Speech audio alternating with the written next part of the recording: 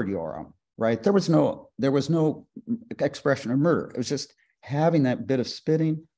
Immediately some guilt, grief comes up, and you have an unlocking of a memory. That's a kind of process that happens with very, very, very fragile people. The guilt rose very rapidly, and then we got to transfer to the mother. That's what you would see in severe fragility. And would you go into the transference right now as describing like what just happened? Was it feelings towards me or would you stay in like God? Was it the feelings towards God that made you stay in the metaphor? Well, hang on. If you get the unlocking to the mother, okay, right? Then go to the mom. Okay. Exactly. Follow the unconscious. Follow the unconscious.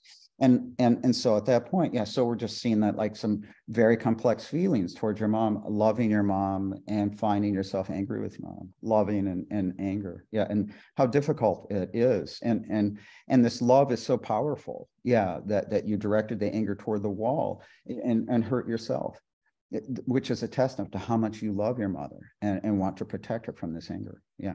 And how hard that is to have such powerful mixed feelings. So you go right there because he went to the mother and then how he hits, and then you just cognize about, you do the pressure to the mixed feelings repeatedly and show the link, and you're reminding the fact he hit the wall. You don't judge his defense, by the way. You don't judge it. It's a sign of how much you must love your mother because you're trying to help him be aware of his love, right? He's afraid Yoram will see only his hate and will fail to see the love that led him to kick the wall. Everyone else is judging him for kicking the wall. Actually, we should be happy that it's not mother getting kicked. The fact that the guy's kicking the wall shows us he has mixed feelings and is tolerating mixed feelings enough that it's going on to the wall instead of kicking his mother to death. That would be splitting. So in that sense, Magda, then when we're looking at situations like this, remember, yes, we have to pay attention to the anger, but spitting, of course, is maladaptive. It invites people to ignore you, to dismiss you, to treat you like a child. It invites them, if you spit on something, it invites them to attack you. So you begin to see how the defense, or the anger and the defense of self-punishment can get kind of glued together. And so on that, but even with that though, because of the intensity of feelings, we got this guilt. So you just follow that because mother came to mind. Then you do pressure to the mixed feelings, reminding him. So the degree to which you kick the wall shows us how much you love your mother and have been protecting her. Yeah. And so we're just seeing how much love you feel toward this mother, and where you also feel this anger, and how hard that is for anyone to tolerate these mixed feelings. And you keep pressing on those mixed feelings because that's where you're trying to build his capacity that he can tolerate the mixed feelings inside and that guilt, so he doesn't have to kick the wall to punish himself and hurt himself, right? Because the self-punishment is a defense against guilt. So you're going to be pressing on the mixed feelings, and the more he can tolerate those mixed feelings and the guilt, then the engine of self-punishment disappears. Guilt, see, unaddressed guilt is the engine. So if you can feel the guilt, then self-punishment has no fuel. How's that changing your understanding, Magda?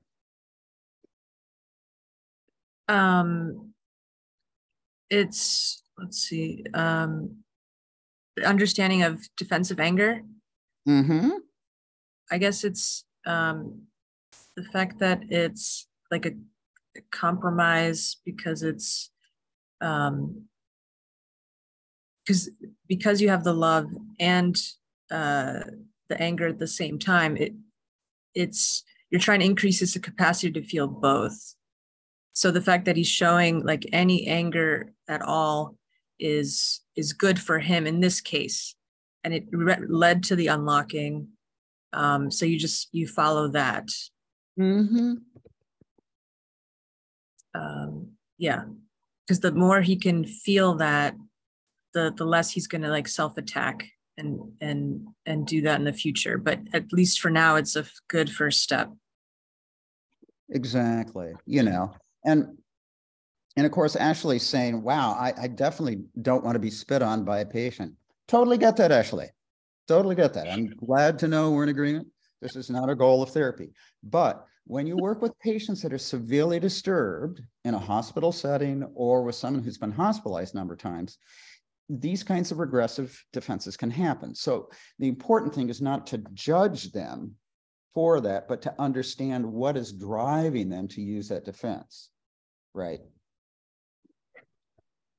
And to recognize in a situation, if we can recognize how this is positive movement forward and his defenses, right? Even here you could say, yes, and then we could see that there was a temptation to spit on me, which is such progress that you can feel this anger.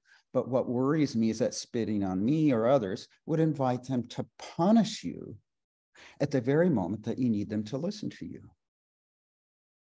And I wonder, could there be some kind of guilt about the anger that's leading you to invite me or others to punish you? Now the patient is receiving your understanding of conflict rather than receive your judgment of his defense. Patient, I don't know, how many of you have received enough judgment? Anyone here have a judgment deficiency disorder here? You know, I go around the world teaching people. I have never met anyone who says, you know, Jon, I have not received enough judgment, and I'm just really hoping that you can make up for the lack of judgment. Same thing's true with patients. So our job is not to judge defenses. Obviously, they hurt the patient and so on and so forth. And we have to be very honest about that, especially with highly resistant patients. Here, our judgment would only reinforce the patient's vision that you're God judging them. Right. If so, can I add to my question a little bit here, Jon? Yeah, sure.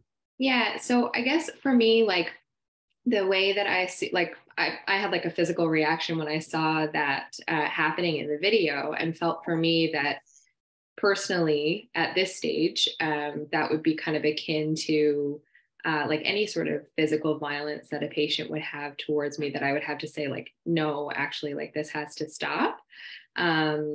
And I was very impressed with Yoram's ability to kind of stay with it. But I guess like if I were to decide that, like similar to a patient punching me or something like that, that this is like actually not okay for me, how could you kind of balance that boundary in like a loving way, not at all judgmental, saying like, yeah, I get that this is progress, and also like this is not something that can happen in our therapy. Like I don't know if that makes it more clear. Well, obviously, we don't want patients to hit us, right? So that's, you know, that would be such a terrible boundary violation. But let's suppose a patient, I just really want to punch the shit out of you, right? Mm-hmm. And they really look like it.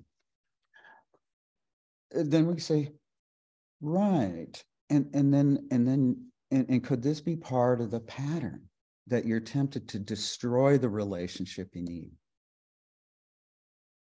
Could this be the pattern that when anger comes up, anger doesn't really care whether it destroys your relationship, but in the end, when anger gets what it wants and it gets to destroy the relationship, who is it that suffers?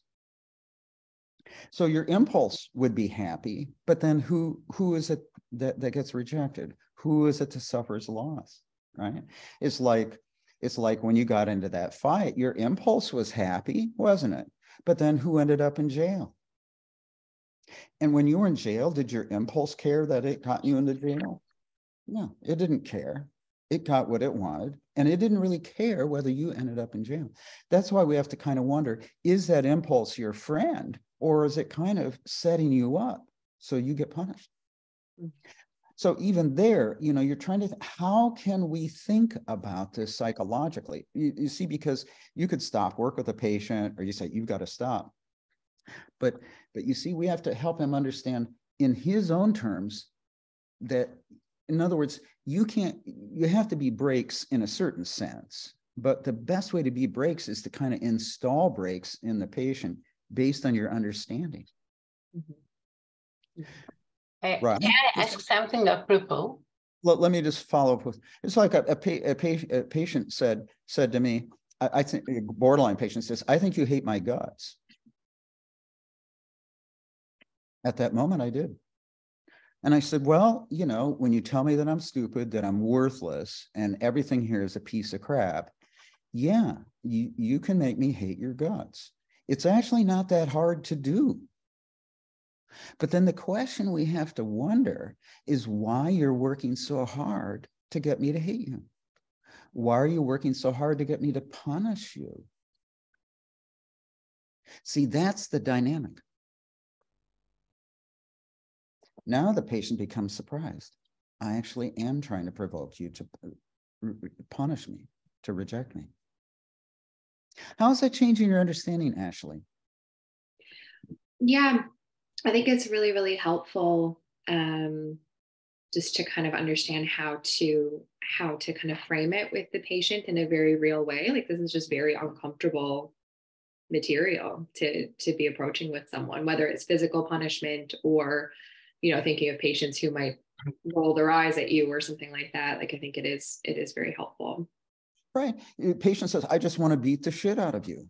Mm-hmm. And I'd say, I'm not surprised that that idea comes up, which is a way to kind of get them thinking about it. Right? I'm not surprised that idea comes up, but wouldn't that be sad? Because sure, you could beat the shit out of me like your father beat the shit out of you.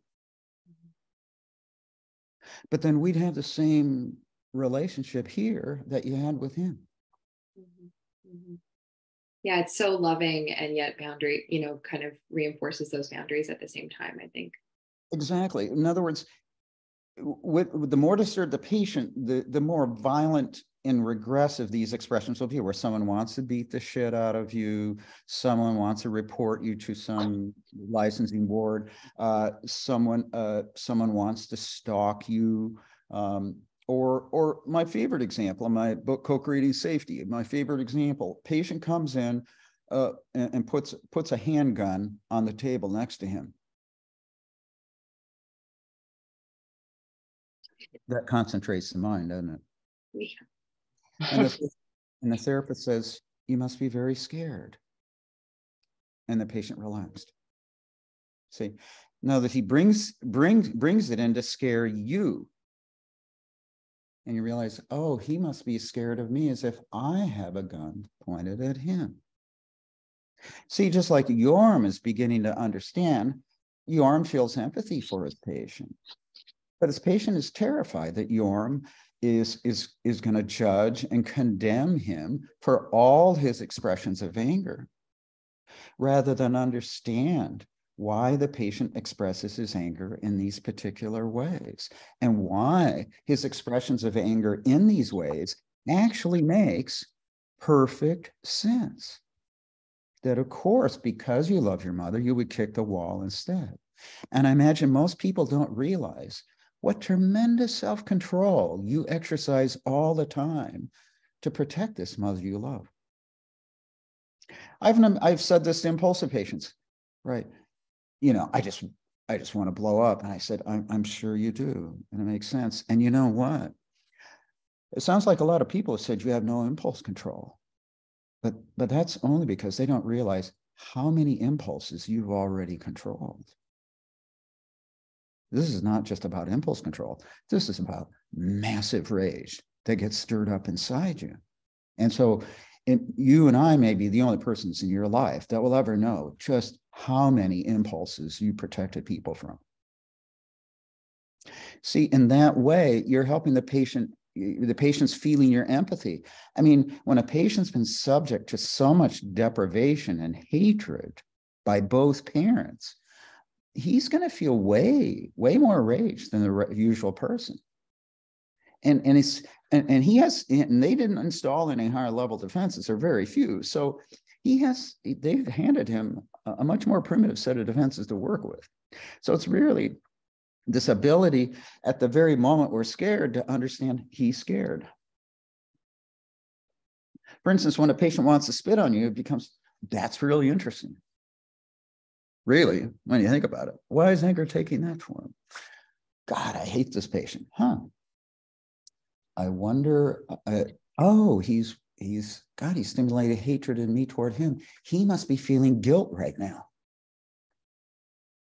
Did you ever think of that? Like if you feel a flash of hatred toward your patient, that's oftentimes a sign they feel guilt. They felt guilt at that moment, and unconsciously we're seeking punishment. You see, as you begin to think about the conflict the patient's in, feeling anxiety and defense, who you represent where that defensive makes sense, then you're speaking from really a much deeper sense of understanding. Now Yorm's empathy is even deeper because he realizes, oh, this patient's afraid of my judgment. Yeah. He's afraid that if I'm a worm, I'm going to freeze him out like his mother did. And that, you know, that helps you. How's that change your understanding, Ashley?